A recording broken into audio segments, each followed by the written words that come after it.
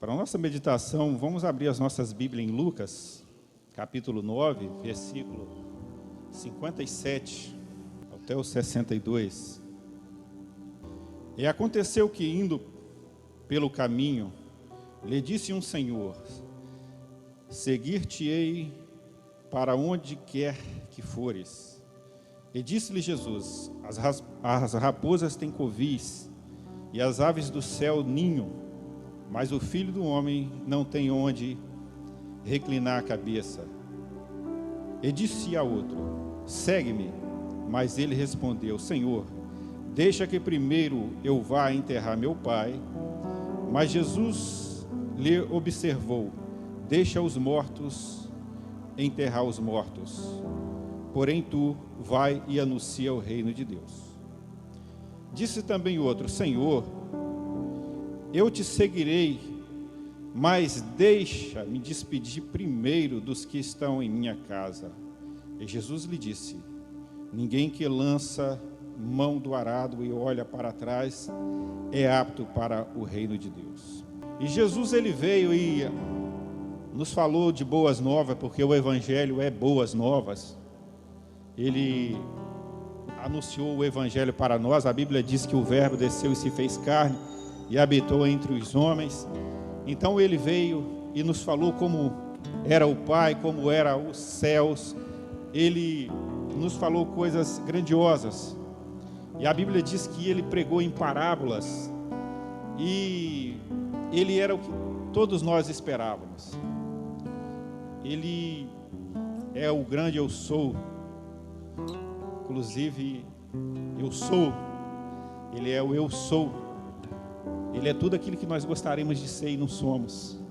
Ele pode todas as coisas.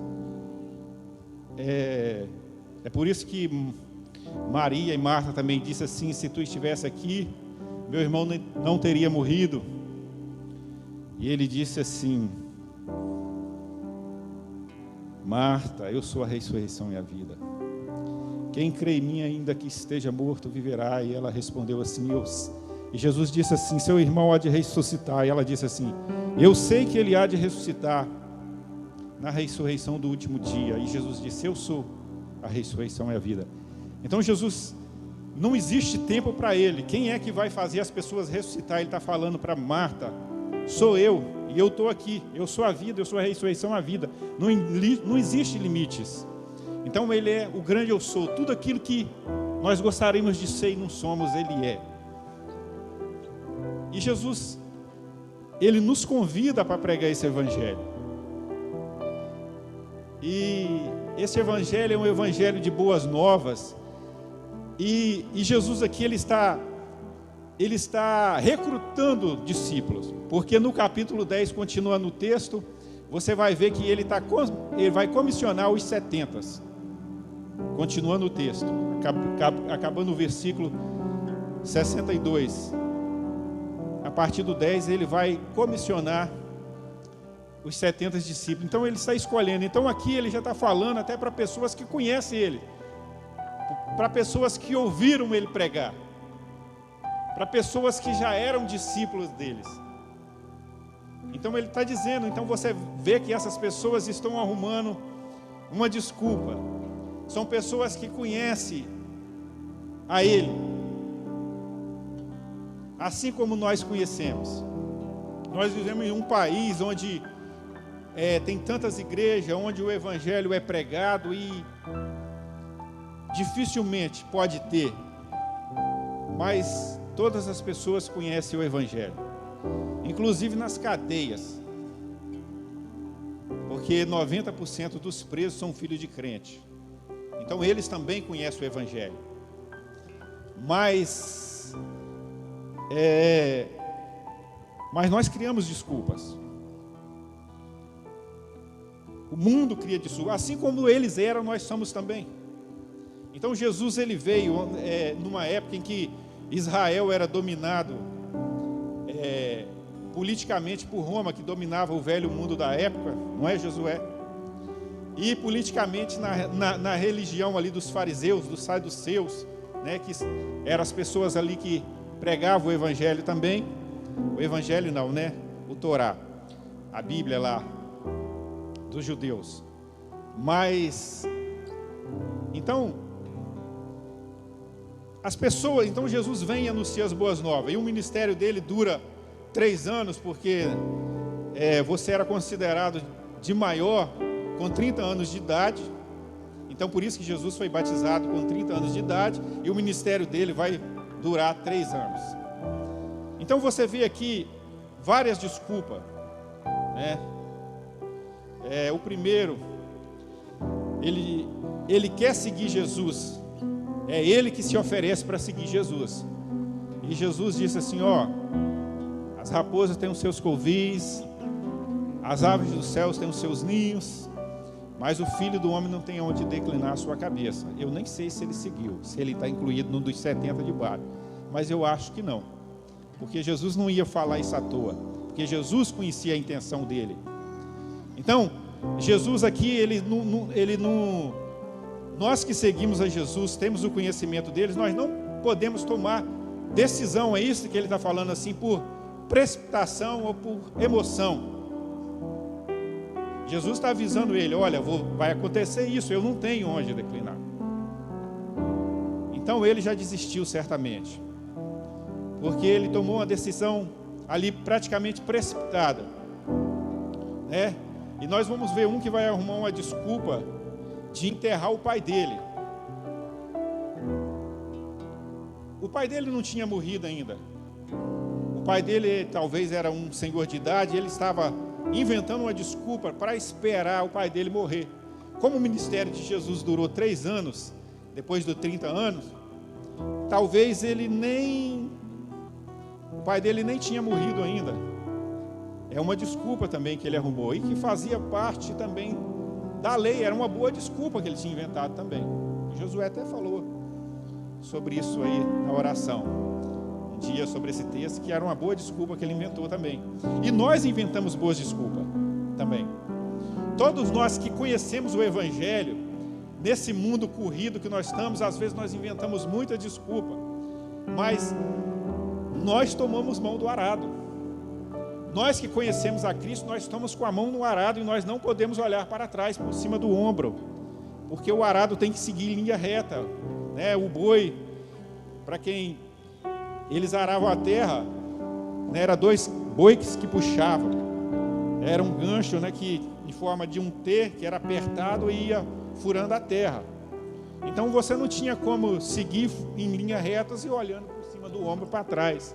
Então Jesus falou bem assim: ó, vocês não podem, quem tomou mão do arado não pode olhar para trás, porque essa sociedade conhece Cristo. Todos nós conhecemos Cristo.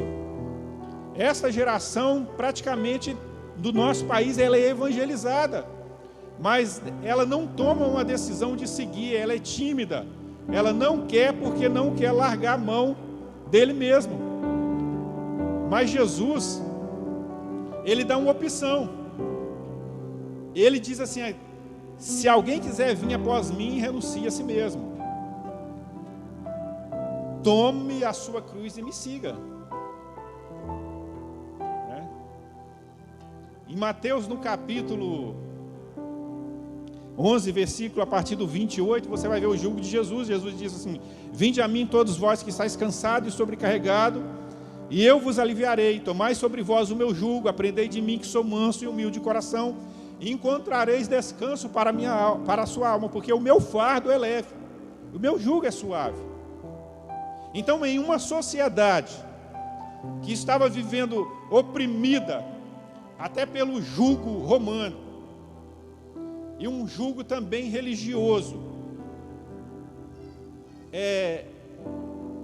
Jesus queria que os seus discípulos anunciassem essas boas novas, porque eles contemplaram grandes coisas, eles viam os milagres que Jesus tinha feito. Jesus estava vocacionando os discípulos aqui, ele estava recrutando essas pessoas aqui. Não eram pessoas que não conheciam, eram pessoas que já estavam andando com ele. Inclusive você vai ver que Jesus, seguindo o texto no capítulo 10, se eu não me engano, no versículo 17, você vai ver eles retornando dessa missão que Jesus deu a eles, alegre. Ele diz assim: Senhor, Em seu nome nós expulsamos os demônios. Eles se alegraram nisso. Os demônios são sujeitos a nós. Eles se alegraram, porque Jesus encheu eles de poder. Jesus nomeia eles e enche de poder para que eles vá, curem as pessoas, para que eles preguem o Evangelho de Cristo, para que eles anunciem as boas novas, e encheu eles de autoridade, assim como Cristo encheu a igreja dele hoje. E às vezes nós somos tímidos em tomar certas decisões. Mas se nós nos rendemos ao Senhor, nós precisamos ter mais desejos de buscar o Senhor, esquecer as nossas vontades e fazer a vontade dele. O que Jesus quer de nós é rendição, que a igreja se renda aos pés deles. Nós não era para ser tímidos, a ponto de orar para uma pessoa e sarar, porque Deus nos vocacionou para isso. Você é escolhido por Ele. Eu tenho certeza que se você está aqui, é porque você ama Ele, ama a palavra dEle, e pode ter ousadia em entrar na presença do Senhor, porque o Senhor vai ouvir as suas orações. O Senhor te chamou, execute a sua tarefa, se renda aos pés dEle, porque o que Ele espera é rendição. Deus quer usar você. Você é escolhido de Deus. Você foi vocacionado para isso, para ser discípulo dele, para pregar o Evangelho dele, para se render aos pés deles. E quando você se render aos pés deles, você vai ver como as coisas vão mudar para melhor. Você vai passar por tribulação, mas o Senhor vai passar com você.